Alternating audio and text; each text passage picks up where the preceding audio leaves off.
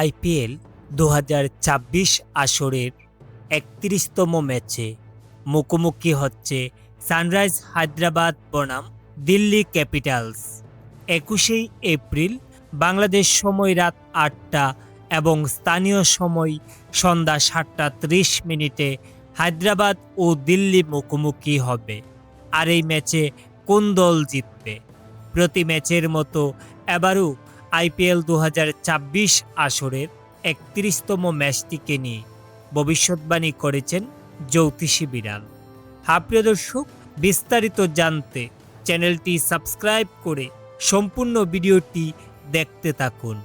মঙ্গলবার ২১শে April sunrise Hyderabad ও Delhi Capitals এবারের আইপিএল সিজনের ৩১তম ম্যাচে মুখোমুখি হবে। আর এই ম্যাচটিকে নিয়ে ইতিমধ্যে ক্রিকেট বিশ্লেষকগণ তাদের মতামত দিচ্ছেন। এদিকে দর্শক, এখন পর্যন্ত আইপিএলের চলতি আসরে সানরাইজ হায়দ্রাবাদ ৬টি ম্যাচ খেলে ৩টিতে হার ও সমান ৩টি ম্যাচে জয় নিয়ে পয়েন্ট টেবিলের ৪ নম্বরে অবস্থান করছেন। অন্যদিকে দিল্লি ক্যাপিটালস ৫টি ম্যাচ খেলে মাত্র ৩টিতে জয় ও ২টিতে হার নিয়ে পয়েন্ট টেবিলের ৫ নম্বরে অবস্থান করছেন। এছাড়াও এই দু দলের অতীতের পরিসংখ্যান দেখে জানতে পারি যে এখন পর্যন্ত আইপিএল ইতিহাসে দু দল মোট ২৬টি ম্যাচে একে অপরকে মোকাবেলা করেছেন। এই ২৬টি ম্যাচের মধ্যে হায়দ্রাবাদ ১৩টি এবং দিল্লি ১২টি ম্যাচে জয়লাভ করেছেন এবং অন্য একটি ম্যাচ অমীমাংসিত ছিল।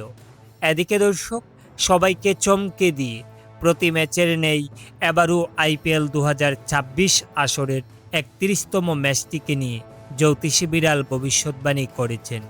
সেই ভবিষ্যৎবাণী অনুযায়ী এই ম্যাচে জয় পেতে পারে আবারও সানরাইজ হায়দ্রাবাদ। তো প্রিয় দর্শক, আইপিএল ২০২৪ আসরের ৩১তম ম্যাচটিকে নিয়ে আপনাদের মতামত কি? কোন দল জিতবে বলে আপনি মনে করছেন তা অবশ্যই নিচে কমেন্ট করে জানাতে ভুলবেন না। ধন্যবাদ সবাইকে।